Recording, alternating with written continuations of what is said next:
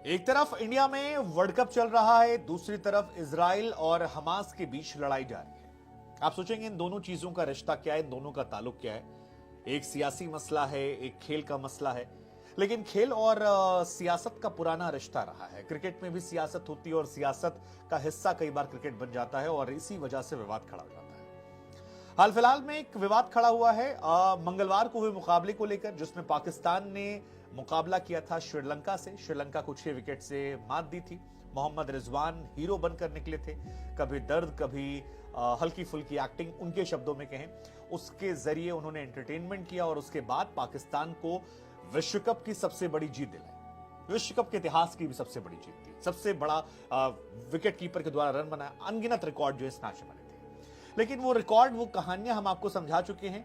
विवाद ये हुआ है कि रिजवान ने इस मैच के बाद जो अपनी पारी है उसे डेडिकेट किया है गाजा वालों को, यानी फिलिस्तीनियों को डेडिकेट किया है। वो जो इजराइल से फिलहाल युद्ध लड़ रहे हैं और इजराइल के पलटवार का शिकार हो रहे हैं। अब इजराइल और गाजा की लड़ाई में दुनिया बटी हुई है। हम आपको पहले ही बता चुके हैं कि जो मुस्लिम कंट्रीज हैं उनका झुकाव हमेशा से फिलिस्तीन की तरफ रहा और जो यूरोपियन कंट्रीज हैं उनका झुकाव हमेशा से इजराइल की तरफ रहा। बराक ओबामा से लेकर जो बाइडेन, तमाम डोनाल्ड ट्रंप, सभी अमेरिकी, फ्रांस, वो सब फिलहाल। लेकिन मोहम्मद रिजवान ने अपनी इस पारी को समर्पित किया है गाजा वालों को और इसके अनुमान भी लगाए जा रहे थे। मोहम्मद रिजवान हम सब जानते हैं, एक ऐसे खिलाड़ी जिन्हें पाकिस्तान टीम में तमाम लोग ऐसे हैं जो मौलाना रिजवान भी कहते हैं, क्योंकि धार्मिक चीजों को लेकर उनका डेडिकेशन जो है वो बहुत ज्यादा रहता है। अब किसी व्यक्ति का अगर धर्म के प्रति झुकाव है तो वो गलत नहीं है, वो उसका अपना है। लेकिन कई बार कुछ चीजें सार्वजनिक होती हैं, उसके बाद उसको लेकर सवाल शुरू होते हैं। जैसे रिजवान हर बार अपने तरीके से अपने खुदा को याद करते हैं, जिसकी काफी लोग तारीफ भी करते हैं, कई बार लोग क्वेश्चन करते हैं, बट ठीक है, वो उनका अपना पर्सनल निजी मसला है, उस पर कभी कोई चर्चा नहीं होती है और ना होनी भी चाहिए, ठीक है, उनकी बात है। लेकिन रिजवान ने जब ट्विटर पर एक पोस्ट लिखी और उस पर लिखा कि गाजा में हमारे भाई बहनों के लिए है, इस जीत में योगदान देकर मैं बहुत खुश हूं और इसका पूरा क्रेडिट टीम को, खासतौर पर अब्दुल्ला शफीक को जाता है। और वो जो पहली लाइन थी, this was for our brother and sister in Gaza. फिलिस्तीन की वो लड़ाई फिलहाल दुनिया में बहुत बहुत बहुत ट्रेंड कर रही, क्योंकि लड़ाई बहुत निर्णायक मोड़ पर चली गई है। मतलब जिस तरह से वहां हमले हो रहे हैं, 2000 से ऊपर लोगों की मौत हो गई है। इजराइल ने अब पलटवार करना शुरू कर दिया। खबर आई थी कि हमास मिलिट्री कमांडर के घर पर अटैक हो गया, उनके भाई की मौत हो गई। अमेरिका ने भी गोला बारूद को जो पहला खेप है वो भेज दिया है। रिजवान ने जब ये ट्वीट किया तो इसके बाद कई लोगों को ये ट्वीट रास नहीं आया और कई लोगों ने इसको लेकर सवाल खड़े किए और फिर सवाल ये भी हुआ कि क्या आईसीसी ऐसे दरअसल इतिहास में अगर आप नजर डालेंगे तो 2 इंसिडेंट ऐसे आते हैं जहां पर आईसीसी ने ऐसे मामलों को लेकर एक्शन लिया है। पहला मामला था महेंद्र सिंह धोनी का। 2019 वर्ल्ड कप चल रहा था। धोनी ने इंडियन आर्मी को सपोर्ट करते हुए एक खास तरह के ग्लव्स पहन लिए थे और धोनी उतरे थे।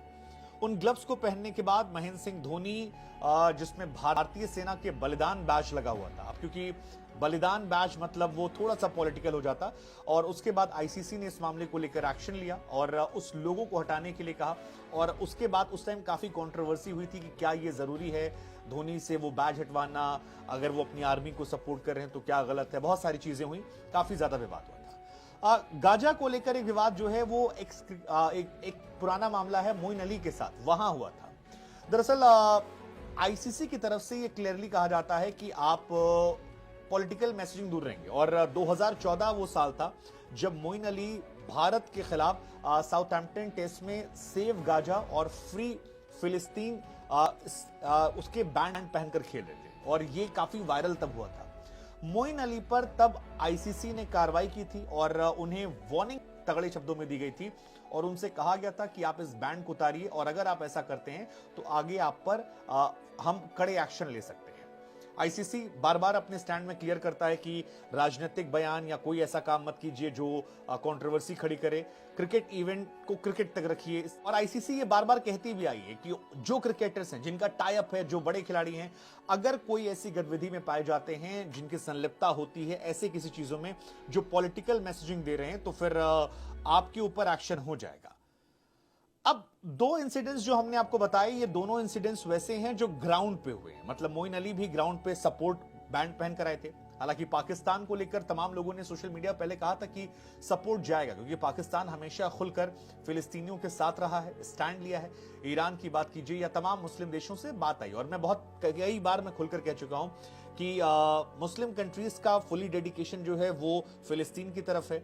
इंडिया में जो पसंद नहीं करते उन्हें, उनका डेडिकेशन इजराइल की तरफ है, और इसीलिए आपको इंडिया विद इजराइल या इंडिया विद फिलिस्तीन या मुस्लिम्स विद फिलिस्तीन ये नजर आता रहता है हैशटैग में। लेकिन यूरोपियन कंट्रीज फिलिस्तीन की तरफ नहीं है, वो उनका डेडिकेशन जो है पूरी तरह से चला गया है इजराइल की तरफ, और उसको लेकर इश्यूज होते रहते हैं।